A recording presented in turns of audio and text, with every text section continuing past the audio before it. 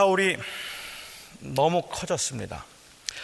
하나님께서 사울을 기뻐하지 않으셨던 사람임에도 불구하고 하나님이 왜 그렇게 사울이 크도록 그냥 두셨는지 저희가 잘 이해할 수 없는 일이고, 실제로 그런 일들이 많이 우리 인생에서도 벌어지기는 하지만 사울은 너무 큰 왕이 되었던 것 같아요.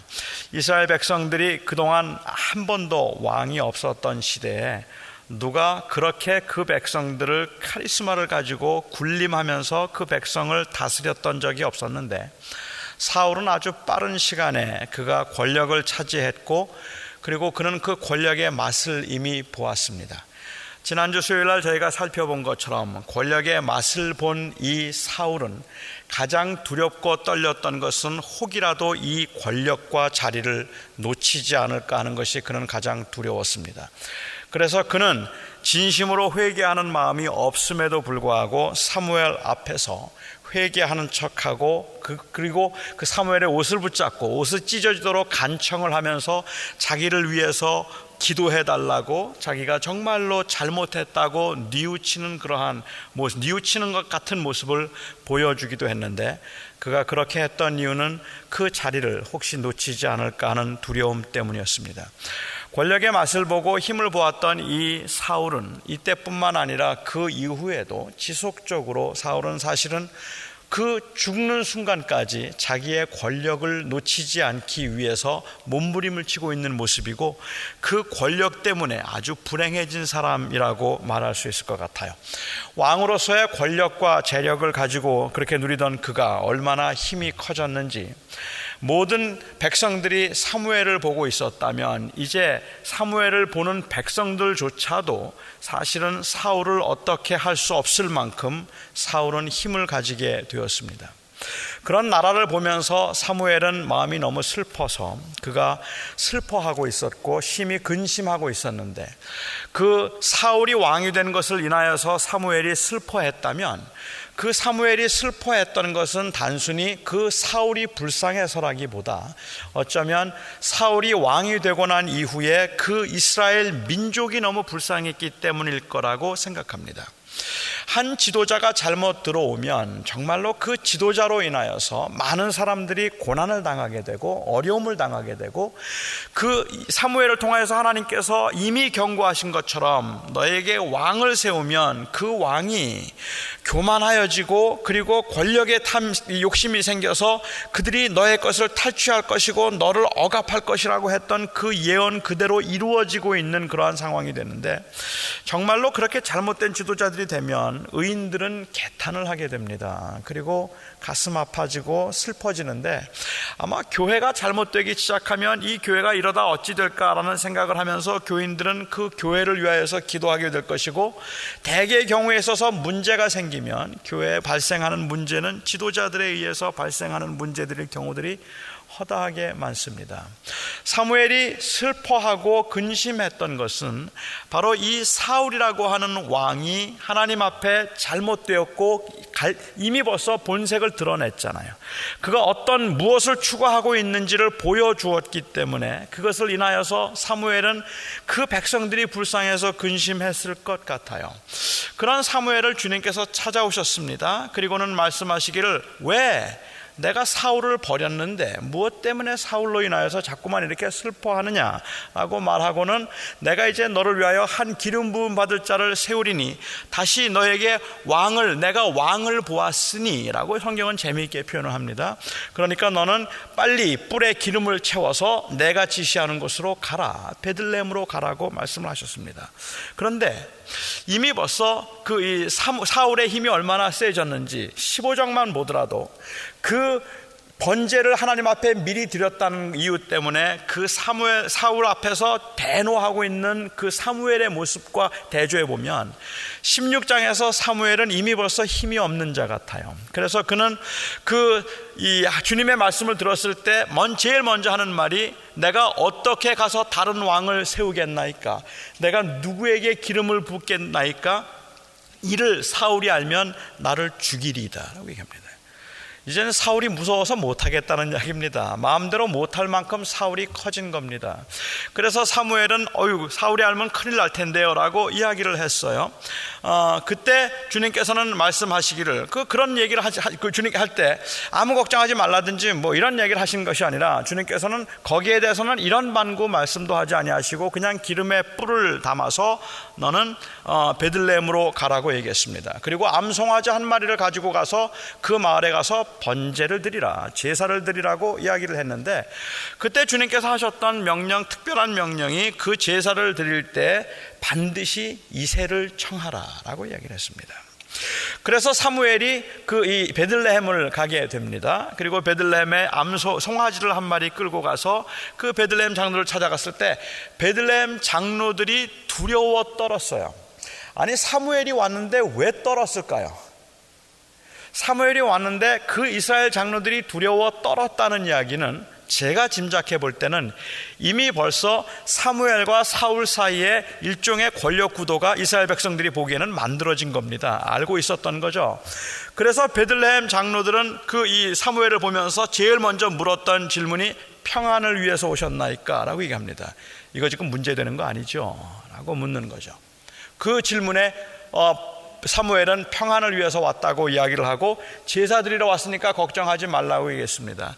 아마 사울에게도 그렇게 이야기했을 것 같아요. 사울도 그렇게 알았을 겁니다. 일거수일투족을 사울이 하는 걸 다 보고 있었나 봐요. 사무엘이 하는 걸 사울이 다 보고 있었나 봐요. 아무튼 그가 제사를 드리겠다고 하고 이새를 청하라고 해서 그 다음에 이새의 가족들을 청하고 그 다음에 이새의 아들들이 다 왔는데, 그 16장에 있는 말씀을 보면 그 이새의 아들들을 성결케 하고 제사에 청하여서 제일 먼저 그 사무엘 앞에 보였던 사람이 엘리압이라고 하는 큰아들이었습니다. 사무엘은 엘리압을 보자마자 이 사람이다 하는 생각이 들었어요. 하나님께서 기름 부을 사람이 바로 이 사람이구나 하는 그러한 그 직감을 갖게 된 것 같습니다. 근데 여러분, 보통 누가 이 본능적으로 이 사람이구나 이렇게 생각이 될 때 그 감각을 믿으시면 안 됩니다. 예언의 은사를 받았던 이 사무엘도 잘못 알았어요. 그를 보는 순간에 이 사람이구나라고 생각을 했던 것 같아요. 어느 때는 맞아요. 제가 제 아내를 처음 보는 순간에 이 사람이구나 생각했거든요. 근데 딱 그냥 첫날 봤는데 이 사람이다. 그런 느낌이 아주 강하게 오면서 이 전기가 오는 거, 이런 거 경험하신 적 있으신지 모르겠는데요. 전기가 오는 것 같고, 그래서 제가 그날 밤으로 제가 전화를 하지 않았습니까? 전화해서 신방 가야 되겠다고. 그때 새로 교인으로 왔는데 신방 가자고 하고, 그리고 다음날 제가 진짜로 식당에서 만나서 근 11시간 동안을 제 교제를 했습니다. 제가 지금까지 신방 다니면서 11시간 신방한 적은 한 번도 없었는데 11시간 동안 신방을 해서 그 사람이 그 사람이구나 하는 것을 제가 확인할 수 있는 그러한 시간이었는데, 어쩌다 한번 이렇게 본능적으로 딱 닿는 게 있긴 하지만 이 사무엘의 경우에 있어서 그 엘리압을 딱 보는 순간에 이 사람이구나 라는 생각을 했어요. 그리고 그에게 기름을 부을 마음의 준비까지 했습니다. 오늘 16장에 있는 말씀 가운데 보면 6절에 이런 말씀이 있습니다. 사무엘이 엘리압을 보고 마음에 이르기를 여호와의 기름 부으실 자가 과연 주님 앞에 있도다 하였더니, 여호와께서 사무엘에게 이르시되 그의 용모와 키를 보지 말라, 내가 이미 그를 버렸노라 얘기합니다. 버렸다는 말의 의미는, 그러니까 하나님은 엘리압을 싫어하신다는 말씀의 의미가 아니라 그는 내가 원하는 왕의 제목이 아니다는 그러한 말입니다. 그때 주님께서 하셨다는 말씀이 키와 용모를 보지 말라고 그렇게 말씀을 하셨어요. 사람은 외모를 보거니와 나 여호와는 중심을 보느니라. 아멘입니까? 그런데 주님이 외모를 보세요. 한번 넘어가 볼까요? 16장 12절에 보면 이에 사람을 보내어 그를 데려오매, 다윗을 데려왔을 때입니다. 다윗을 데려오매 그의 빛이 붉고 눈이 빼어나고 얼굴이 아름답더라. 여호와께서 이르시되 이가 그니 일어나 기름을 부으라 하시는지라. 그러니까 주님께서는 외모를 취하지 아니하시고 중심을 보시니까 키나 용모를 보지 말라고 그렇게 말씀을 하셨는데, 그러면은 다윗의 용모에 관해서는 적어도 아무 말도 하지 않았으면 좋았겠다는 생각이 들잖아요. 그런데 다윗에 관해서 얘기할 땐 다윗은 얼굴이 빼어나고 얼굴이 붉었더라, 그리고 그는 아름다웠더라고 그렇게 이야기를 하고 있습니다. 다윗의 키가 작았을까요? 지금 다윗이 이렇게 주님 이 기름을 부을 당시만 하더라도 다윗의 키가, 엘리압은 이미 벌써 성인이었기 때문에 키가 컸고 다윗은 8번째 아들이니까 어려서 키가 작았을까요? 아마도 이 사건 이후에 바로 골리앗과 싸움을 했다면 저는 다윗이 절대로 키가 작지 않았다고 생각을 합니다. 다윗은 장수였습니다. 다윗은 용맹한 사람이었습니다. 제가 다윗이 장수였다고 생각하고 골리앗과 싸울 때 다윗의 나이가 아마도 19은 되었을 것이라고 짐작하는 이유는, 우선 첫 번째로 이 다윗을 보면 다윗이 골리앗과 싸움을 하고 난 다음에 골리앗의 머리를 칩니다. 그리고 나중에 전쟁에서 이기고 난 다음에 골리앗의 머리를 들고 들어오게 되는데, 골리앗이 들고 있던 칼은요, 보통 사람들이 들 수 있는 칼이 아닙니다. 그 골리앗은 키가 9핏이었어요. 9핏이었던 골리앗이 들고 있던 칼은 굉장히 무거운 칼입니다. 아무나 못 드는 칼이에요. 그런데 그 칼을 들어서 골리앗의 머리를 베었다면 상상해 보십시오. 제가 알고 있는 많은 분들이 이제 볼티모어에서 이제 치킨 가게를 하시는데요, 치킨 머리도 잘 안 잘라진다 그러더라고요. 칼이 잘 들지 않으면. 치킨 머리도 잘 안 잘라지는데 사람 머리가 어떻게 잘라집니까, 여러분? 이게 보통 힘으로는 안 되는 일이라는 말입니다. 사울이 키가 7핏입니다. 2m가 넘는 사람이에요. 그러니까 사람들이 사울을 보고 놀랬고 사울 한 거예요. 그는 거인입니다. 그 사울이 나중에 다윗이 골리앗과 싸우겠다고 할 때, 그러면 내가 정말 나가서 싸울 거면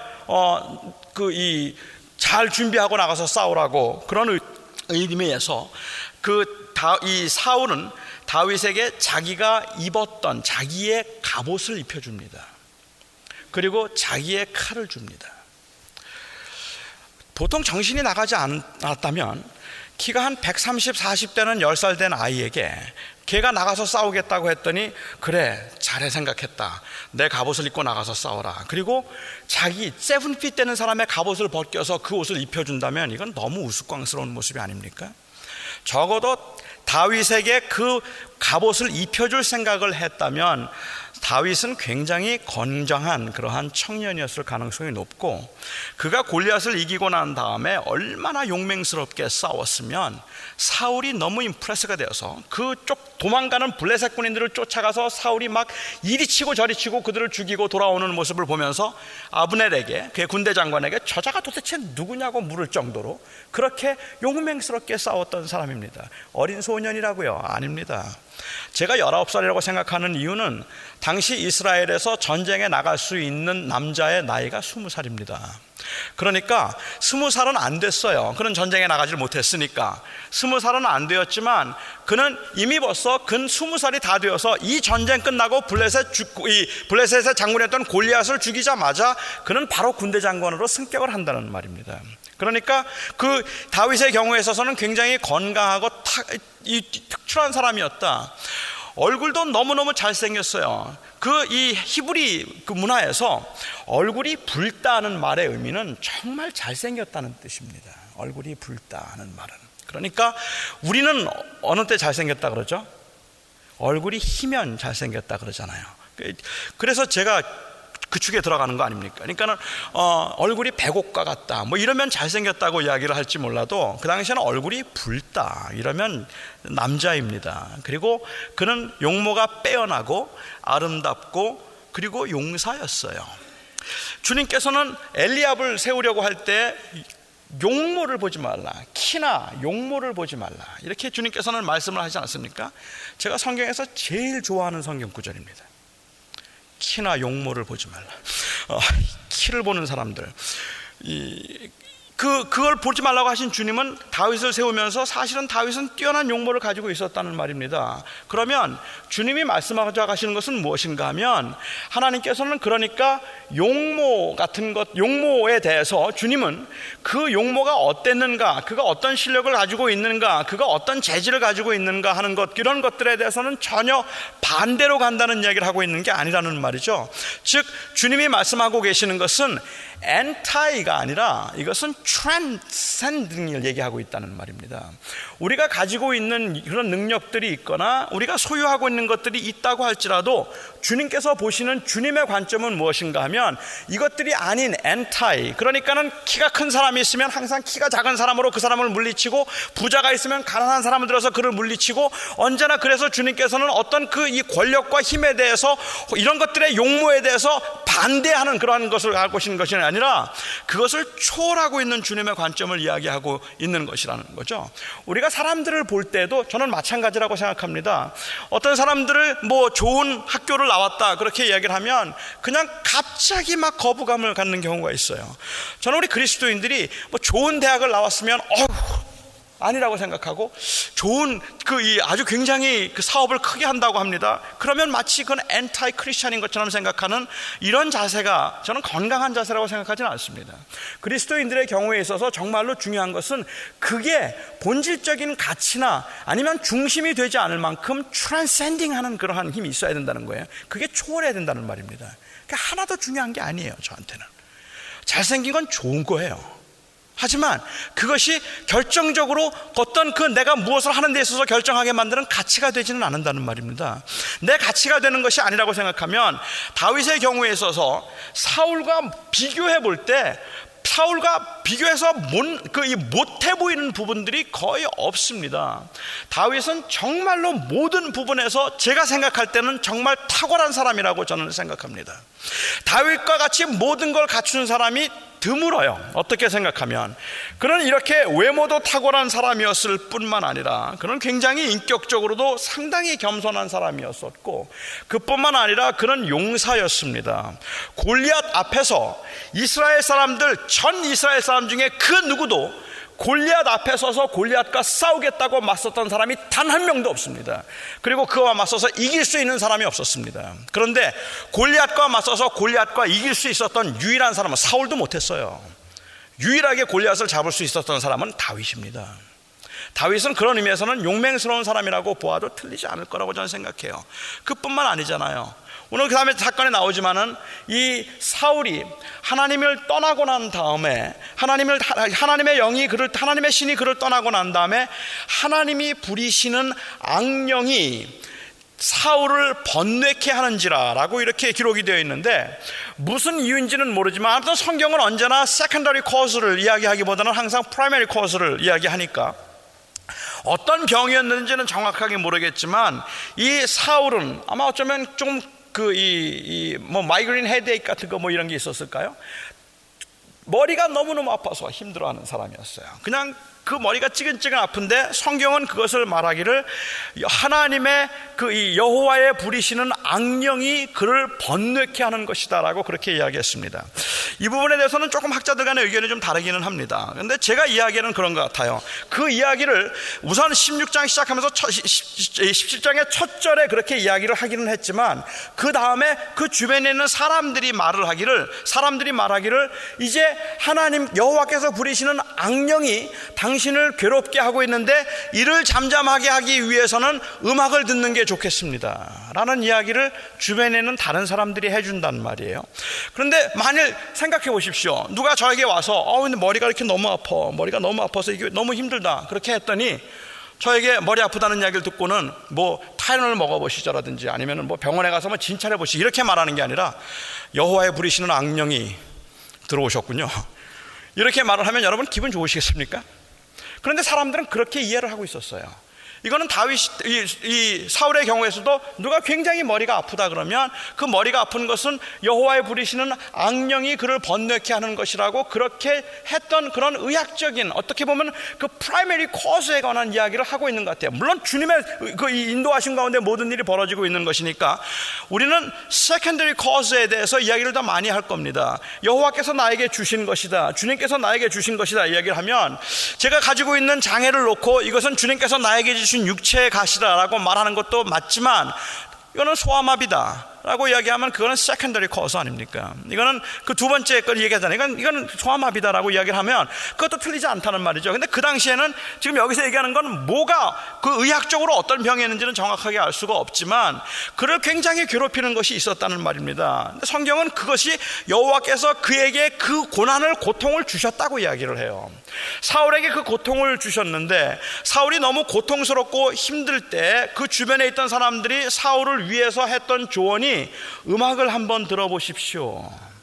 음악을 잘하는 사람이 수금을 타면 그 수금을 들으면 그러면 머리가 아주 맑아집니다 라고 했습니다.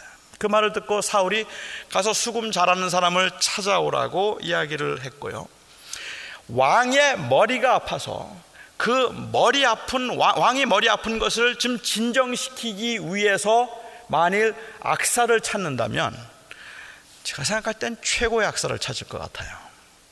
그리고 정말로 놀라운 하나님의 섭리 가운데 거기에 뽑힌 사람이 다윗이었습니다.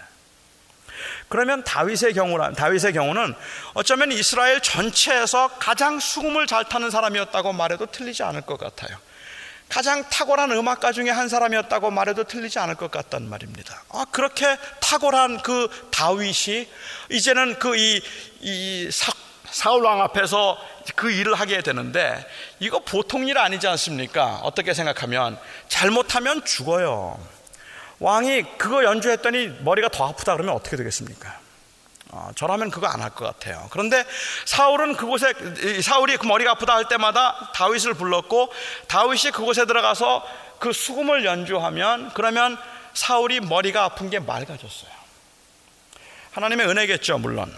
저는 그 하나님의 은혜에는 그가 가지고 있는 음악적 재능이 포함되어 있다고 생각하는데, 그 하나님의 은혜로 그가 머리가 맑아졌다는 말입니다. 너무 그를 사랑해서, 그를 너무 아꼈기 때문에 그에게 이 무기를 맡기는 자로 그를 삼았다라고 이야기를 했습니다. 간단하게 얘기하면 경호원을 삼았다는 이야기입니다.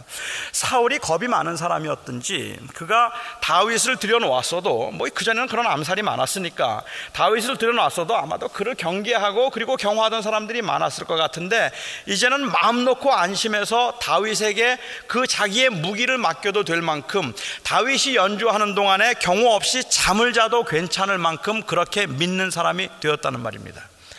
여러분, 참 재밌어요. 그렇게 다윗과 사울은 이미 벌써 관계를 갖게 되는데, 그런데 나중에 한번 보시면 우리 16장에 있는 말씀을 한번 볼까요?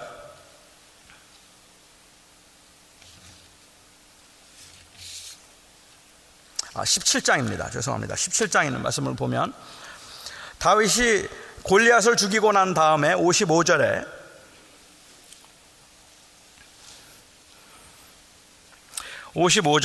있습니다. 사울은 다윗이 블레셋 사람을 향하여 나아간을 보고 군사령관 아브넬에게 묻되, 아브넬아, 이 소년이 누구의 아들이냐? 아브넬이 이르되, 왕이여, 왕의 사심으로 맹세하옵나니 내가 알지 못하나이다 하매. 나 누군지 모르겠습니다. 당연하죠. 왜냐하면 그는 그 군대에 속한 사람이 아니기 때문에 그렇습니다. 군인이 아니에요. 그냥 군인이 아닌 그 한 소년이 거기에 뛰어들어서 지금 전쟁을 하고 있으니까 아브넬은 누군지 모르고 있는 겁니다. 내가 누군지 모르겠습니다. 왕이 이르되, 너는 이 청년이 누구의 아들인가 물어보라 하였더니, 다윗이 그 블레셋 사람을 죽이고 돌아올 때에 그 블레셋 사람의 머리가 그의 손에 있는 채 그 머리를 붙잡고 아브넬이 그를 사울 앞으로 인도하니, 사울이 그에게 묻되, 소년이여, 누구의 아들이냐 하니, 다윗이 대답하되, 나는 주의 종 베들레헴 사람 이새의 아들이니이다 하니라. 저희 이 말씀이 참 혼란스러웠어요. 왜냐하면, 아니, 사울이 지금 다윗을 모르는 사람입니까? 사울은 다윗을 총애했잖아요. 그리고 사울 앞에서 다윗은 지금 계속 악기를 연주해 오던 사람입니다. 너무 그가 사랑스러워서 집에 가지 말라고 하고 자기 곁에 두었는데 그 궁에 살도록 한 것은 아니지만 거기에 있으면서 자주 왕을 위해서 악기를 연주하던 사람이었는데 사울이 이 블레셋과 싸우고 난 다음에 그 소년에게 묻되 누구의 아들이냐 물어보고 다윗이 말하기를 나는 그 주의 종 베들레헴 사람 이새의 아들이니다 라고 그렇게 대답을 해서 처음 만나는 사람들이 서로 이야기를 하는 것처럼 그렇게 말하고 있는 것 같아요. 어떤 학자들은 그렇기 때문에 이 두 개가 사실은 두 개의 다른 다큐멘트가 서로 이어진 것이다 라고 그렇게 얘기를 하고 사무엘서를 기록했던 이 저자가 여러 명이 있는데 이 두 개의 기록이 서로 이렇게 물려 있는 것이라고 얘기를 하는데 저는 꼭 그렇게 볼 필요가 없다고 생각을 합니다. 사람들이 아는 관계에 있어서 적어도 사울 왕이 가지고 있는 그런 권력과 그 지위에서 생각해 볼 때는 다윗이라고 하는 사람의 얼굴을 낯이 익었다고 할지라도 그를 아무리 사랑하고 총애한다 할지라도 그를 사랑하고 총애하는 것은 그냥 악기 연주자로 총애할 뿐입니다. 그러니까 그의 아버지의 이름이 뭔가를 물을 이유가 없어요. 그를 참 사랑한다고 하더라도 그의 관계는 정말로 어떤 인격적인 관계가 맺어진 상태가 아니었다는 말입니다. 이 사울이 다윗이 골리앗을 죽이는 것을 보고 난 다음에 그가 가지고 있는 아주 독특한 특별한 관심을 가지고 자자가 도대체 누구인가라고 이야기를 할 때는 이제는 음악가로서의 관심이 아니라 사실은 용사로서 그에게 관심을 갖기 시작하는 것이죠. 그래서 너는 누구의 아들이냐고 묻고 있는 장면이니까 다윗이 그 사울의 궁전을 들락날락거렸다고 할지라도 그냥 그가 보기에는 어린 소년에 불과했던 것 같아요. 어린 소년이 참 연주를 잘한다, 참 그래서 네가 와서 연주할 때마다 내 머리가 시원해지니까 정말 좋다고 하는 단지 그 펑셔널한 그러한 그 관계로 그를 이해하고 있는데 하나님의 그 묘한 유머죠. 하나님께서는 그 다윗을 왕으로 세우실 때 그때 그 다윗을 이미 벌써 사울 왕 앞에 두었고 그리고 사울 왕 앞에 무기를 드는 자로 하나님께서는 삼아 주셨다. 무기를 맞는 자로까지 그렇게 신임을 받도록 그렇게 하셨다는 겁니다. 재밌는 건 나중에 이 사건이 있고 얼마 지나지 않아서 사울의 마음속에 다윗을 의심하기 시작하고 내가 드렸던 저 친구가 바로 나에게 악기를 연주하던 저 친구가 바로 지금은 나의 원수가 될 친구구나라고 생각이 되어서 많은 사람들이 다윗을 좋아하니까 자기의 권력의 위기를 느꼈던 사울이 다윗을 죽이고자 할 때 그때 그는 악기를 연주하고 있는 다윗을 향해서 자기가 들고 있던 창을 던지는 그런 그 사건이 한번 있게 됩니다. 그러니까 무기를 들게 맡겼던 그에게 사울이 친히 무기를 들어서 죽이는 이 아이러니가 이제 사울의 생애 가운데서 그의 욕심으로 인하여서 만들어지게 되는 모습을 보게 됩니다. 너무너무 사랑하던 사람이에요. 너무너무 그에게는 도움이 되던 사람이고 그가 정말 믿었던 사람이에요. 정말 믿었던 그를, 너무 아끼고 믿었던 그를 사울의 권력의 눈이 어두워질 때 한순간에 그를 원수로 보기 시작하고 그가 하는 모든 행동들을 다 오해하기 시작하는 겁니다. 그가 그렇게 하는 행동들이 다 오해가 되니까 아마도 다윗이 처음 이곳에 들어와서 악기를 연주하는 것도 아마 의도적이 아니었을 거라는 생각까지 했을지도 모르겠어요. 그렇게 사울은 다윗을 너무너무 두려워하고 불안해하는 모습인데 다윗은 정말로 탁월한 사람이었지만 성경이 이야기하고 있는 것은요, 저희가 한번 이렇게 보십시오. 외적으로 생각해 보면 우리가 그랬겠구나 라고 생각이 될 만큼 다윗이 가지고 있는 그 탁월한 능력들이나 다윗이 가지고 있는 그 탁월한 실력들이 성경에서 그렇게 크게 부각되지 않는다는 말입니다. 그렇게 크게 부각되지 않습니다. 사울의 경우하고는 아주 다르다는 말입니다. 여러분, 다윗에게서 가장 부각되는 게 뭔지 아십니까? 그는 하나님을 사랑하는 사람이었다는 거예요. 그는 하나님을 정말로 경외하는 사람이었고 그 생애 가운데서도 그가 그렇게 무슨 업적을 세우든지 간에 그는 그 가운데서 하나님의 이름을 존귀케 하고 하나님의 이름을 높이는 일에만 관심을 가지고 있었던 사람이라는 것, 그것만 이야기를 하고 있다는 말입니다.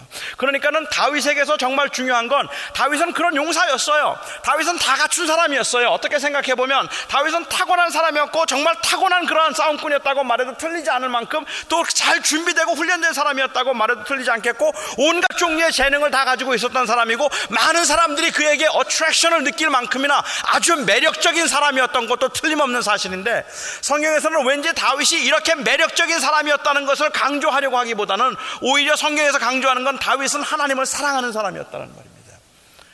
골리앗과 전쟁에 나가서 이 골리앗과 싸울 때 골리앗과 싸우게 되는 그 동기와 배경을 보더라도, 사울보다, 다른 사람들보다 머리가 하나가 더 컸던 사울의 그 용맹이나, 아니면 그가 훈련받았던, 그 다윗이 훈련받았던 그 실력이나 이런 것들을 가지고 골리앗과 싸우게 되는 것도 아니고, 사람들에 의해서 픽업되고 스카웃되어서 골리앗과 싸우게 되는 것도 아니고, 다윗이 골리앗과 싸우게 되었던 것은 그냥 아버지의 심부름으로 점심을 가져다 주러 형들에게 점심을 가져다 주러 갔다가, 그 골리앗 사람이, 이방인인 골리앗 사람이 하나님의 이름을 모독하고 이스라엘 백성들을 무시하고 깔보고 있는 것을 보고 견딜 수가 없어서 그 의분을 가지고 하나님 앞에 서는, 이 골리앗 앞에 서서 싸움을 시작하는 그 모습을 우리는 보게 된다는 말입니다. 그는 한 번도 자기가 이렇게 훈련되고 준비된 사람이기 때문에, 나는 용사이기 때문에 내가 할 수 있다는 이야기를 하고 있는 게 아니에요. 왜 성경은 다윗이 19살도 20살도 안 되었다는 것을 왜 강조하고 있을까? 왜 다윗은 이 성경은 다윗이 그렇게 준비되어서 골리앗과 싸우려고 한 것이 아니었다는, 처음부터 그렇게 싸울 의도해서 한 것이 아니었다는 것을 왜 강조하고 있을까? 저희가 그 부분을 좀 생각해 보면, 다윗과 골리앗의 사건을 읽을 때 저희가 좀 잘못 읽고 있다는 생각을 합니다.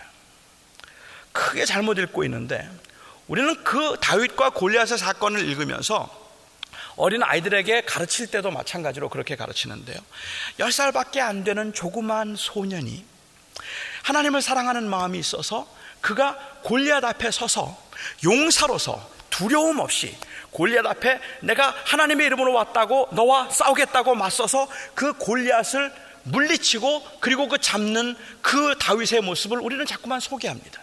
그리고는 우리 아이들에게 그렇게 말하죠. 여러분도 하나님 의지하면 다윗처럼 될 수 있어요. 그래서 다윗과 같이 이 세상에 있는 모든 것들을 다 물리치고 최고가 될 수 있는 거예요.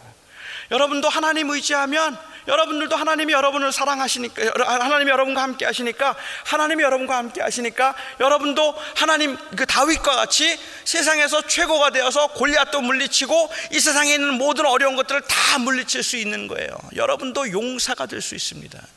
이런 이야기를 우리가 많이 하는 것 같아요. 그런데 다윗과 골리앗의 사건을 사무엘서라고 하는 그 문맥에서 보면, 그 문맥에서는 다윗이 얼마나 위대한 용사였는가 하는 것을 말하려고 하지 않는다는 말입니다. 그것보다는 하나님을 사랑하던 다윗을 하나님께서 드셔서 하나님이 그를 왕으로 삼으셨다.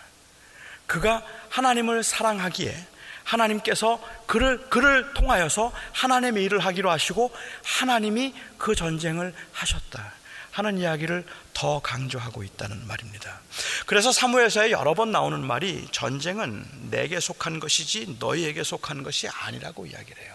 이 전쟁은 너희에게 속한 것이 아니라 내가 속한 것이다. 그 다윗을 볼 때 하나님께서, 이 다윗이 얘기하는 것은, 여기에 사울 있었지, 그런데 사울보다 다윗이 더 훌륭한 사람이었다. 너희도 사울보다 더 훌륭한 다윗처럼, 그렇게 다윗과 같은 훌륭한 사람이 되면, 그러면 하나님 앞에 크게 쓰임을 받을 거야. 이런 이야기를 하고 있는 게 아니잖아요. 오히려 여기서 강조하는 거는, 여기에 이 사울이라고 하는 사람이 있었지, 그는 모든 걸 다 갖추었단다. 오히려 다윗도 많은 걸 갖췄지만 그건 감추어져 있어요. 사무엘서에서 여기에 모든 걸 다 갖추고 있었단다. 그런데 그는 하나님을 사랑하는 사람이 아니었어. 그리고 그의 생애 가운데서 하나님이 그를 들어쓰시기 시작할 때 그는 한없이 교만해질 수밖에 없었단다. 여기에 다윗은 그런 사울과는 달랐지. 그 달랐다는 이야기를 하면서 강조하고 싶은 것은, 오히려 그가 가지고 있는 능력, 그는 능력이 아무것도 없었고 그는 바보였고 그는 정말로 무능했고, 그런데 하나님이 들어서신가, 이런 이야기를 하는 것이 아니라 그런 것들은 다 감추어질 정도로 거기에 하나님께서 그를 들어쓰고 계시다는, 하나님의 주권 가운데 들림을 받고 있다는 그 이야기를 하고 있는 거란 말입니다. 그 다윗이 다른 점은 내가 기뻐하여 내 마음에 합하여 내 마음을 둔 자였다 하는 그 이야기를 하고 있는 겁니다. 그래서 다윗은 그렇게 할 수 있었던 겁니다. 사무엘서를 계속해서 보면 다윗이 그렇게 탁월한 사람이 아닌 것을 우리가 볼 수 있는 것이, 하나님이 얼마나 신실하게 하나님의 약속을 지키시고 하나님의 방법에 의해서 외모로 사람을 취하지 아니하시고 중심을 모아서 하나님께서 하나님의 일을 하시는가 하는 것을 보여주기 위해서 다윗의 탁월함을, 우리가 골리앗을 통해서는 다윗이 이긴 것 같고 그래서 다윗이 최고인 것 같이 사람들은 그렇게 칭송을 했지만, 다윗도 왕이 되고 난 다음에 유일하게 사무엘서에서만 다윗이 어떻게 타락했는가 하는 것을 보여줍니다. 그도 하나님 앞에 타락한 사람이었고, 그도 그 권력과 그리고 그가 그 힘을 얻게 되었을 때 그 다음에 그가 어떻게 하나님을 떠나갔는가 하는 이야기를 하고 있어요. 여러분, 그 이야기를 왜 한다고 생각하십니까? 그럼에도 불구하고 하나님은 그 백성들에 대해서, 그 약속에 대해서 얼마나 신실했는가, 그 말을 하기 위해서 하고 있는 겁니다. 다윗이 골리앗을 잡는 사건을 보면 다윗의 용사됨, 이런 이야기보다는 오히려 그 하나님께서 신실하게 다윗을 통해서 드디어 하나님의 일을 시작하시는, 하나님이 준비하신 다윗을 왕으로 세우시고 있는 장면인데, 기가 막히게 모든 사람들은 우연이라고 할 만큼 그런 일들을 하나님께서는 준비시키고 계셨다는 말입니다. 그 모든 일들이 하나님의 준비하심 가운데 하나님께서 그 일을 하셨다 하는 것을 여기서 오히려 강조하고 있다고 보는 게 맞지 않을까. 다윗은 완벽한 사람으로 성경은 이야기하고 있는 것이 아니라 오히려 다윗도 은혜가 필요한 사람이었다는 것을 강조하고 있습니다. 사무엘서는 그래서 다윗의 추락을 이야기하고 사울과 다윗을 대조하면서 사울에게 임했던 그 일이 다윗에게도 임했다고 말하고 있는 것을 봅니다. 그의 다른 점은 하나님께서 그를 택하셨다 하는 것이 다른 점이라고 볼 수 있겠죠. 이 전쟁은 하나님께 속한 전쟁입니다. 결국은 영적인 싸움도 마찬가지일 거라고 저는 생각합니다. 이 싸움을 주관하는 것은 우리가 아니라 바로 하나님이 하고 계시다는 말입니다. 그렇다면 이 영적인 싸움을 하고 있는 저희들에게 있어서 가장 경계해야 될 적은 누구일까? 바로 자기 자신입니다. 하나님을 높이기보다, 성공하고 형통할 때 하나님을 높이기보다는 이 전쟁이 여호와께 속하였으니 주님이 이기셨습니다. 디바인 워리어로서, 영적인 성경은 끊임없이 하나님을 디바인 워리어로, 용사로 소개를 해요. 하나님이 싸우신단 말입니다.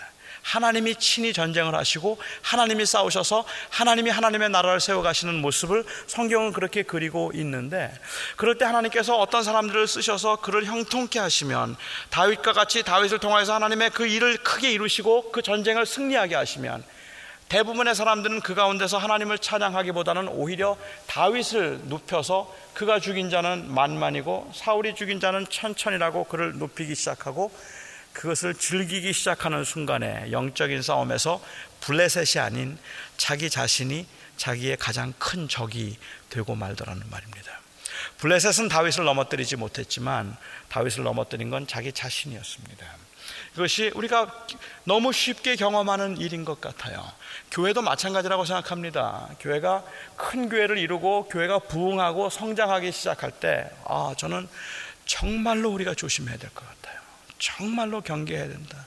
부흥하고 잘 될 때, 그때 우리는 그렇게 교회가 부흥하고 성장하고 막 교회가 커지기 시작하면서 많은 사람들은 대개가 다 물어요. 도대체 성공의 비결이 무엇인가를 묻고 있는 겁니다. 성공의 비결이 도대체 뭔가? 목사님이 설교를 잘해요? 제자 훈련이 잘 되어 있습니까? 거기 장로들이 괜찮은 분들입니까? 도대체 목사가 뭘 하길래 교회가 이렇게 성장합니까? 뭐가 성장의 비결입니까를 묻기 시작하고, 그리고 그 성장의 비결을 말하면서 그것이 마치 성공하게 만들었던 프라이머리 코즈인 것처럼 생각하기 시작하는 그 순간부터 거의 틀림없이 타락합니다. 거의 틀림없이 추락합니다. 그 모든 일에서 이 영적인 싸움은 여호와께 속하였다. 이것은 내가 하는 일이 아니라 주님이 하시는 일이고 주님이 나를 들어 쓰신다. 라고 그렇게 고백할 수 있고, 그 겸손하고 진지하게 성공 가운데서 그 고백을 붙들 수 있을 때에만 우리는 비로소 우리가 하나님의 종으로서 주님이 부르신 그 일을 감당하고 있는 겁니다. 그런데 그게 사실인 것이 그냥 겸손으로 말하는 것이 아니라 그게 정말로 사실인 것이, 다윗을 세웠지만, 다윗을 통해서 주님이 역사하셨지만 이 전쟁을 승리하게 하시고 언약을 끝까지 이루신 분은 다윗이 아니라 하나님이라는 말입니다. 바로 하나님이 하셨다는 말입니다.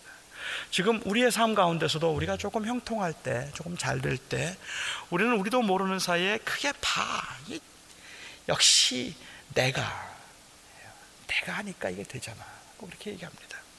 그게 얼마나 큰 유혹인지 몰라요. 역시 노 목사님이 하니까 되네요. 기분 좋잖아요. 그렇죠? 내가 해야 돼, 나 없으면 안 된다니까.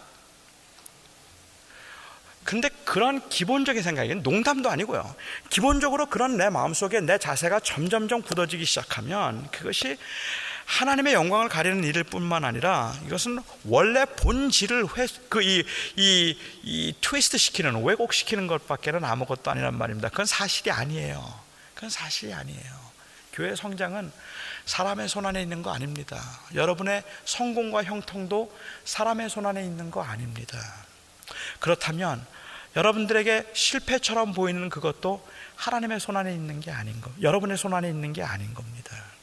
어떻게 하나님께서 나를 통하여서 신실하게 그 약속을 이루시는가, 그리고 정말로 나의 나됨이, 내가 이 사역을 감당할 수 있고, 내가 이 삶을 살 수 있고, 내가 이렇게 가정을 가지고 내가 이렇게 할 수 있는 이 모든 일들이 결국은 은혜입니다 라는 그 고백을 우리가 붙들 수 없으면, 그것을 은혜입니다라는 고백의 가장 확실하고 강력한 유혹은 언제나 나라는 말이에요. 내가 한다, 내가 할 수 있다. 이게 우리의 영적인 싸움이라고 저는 생각합니다.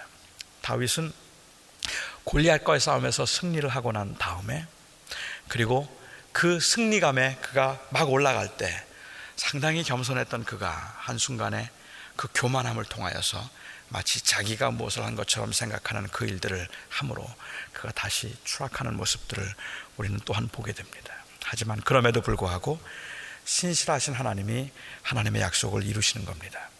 제가 2주 전에 말씀을 드린 것처럼 사무엘서 전체의 주제는 결국은 하나님의 사람들은 누구인가 이런 얘기가 아니라, 주제는 하나님이 하셨다예요.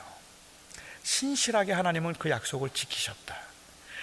이스라엘 백성들이 범죄함으로 바벨론의 포로로 잡혀갔지만, 그렇지만 하나님께서는 그 약속을 반드시 지키실 것이다.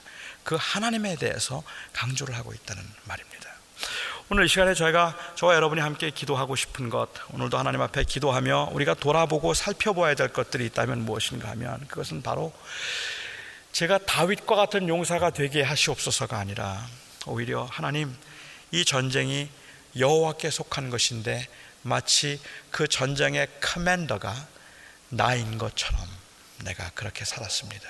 그것을 하나님 앞에서 돌아보고 우리가 뉘우치고 회개하고, 하나님이 우리의 디바인 워리어요, 우리의 그 영적 싸움의 커맨더인 것을 우리가 이 시간도 인정하고 진심으로 그로 인하여서 우리가 어려움 중에도 위로를 받고, 그리고 다시 한번 새 힘을 얻는 그러한 시간이 될 수 있기를 바랍니다.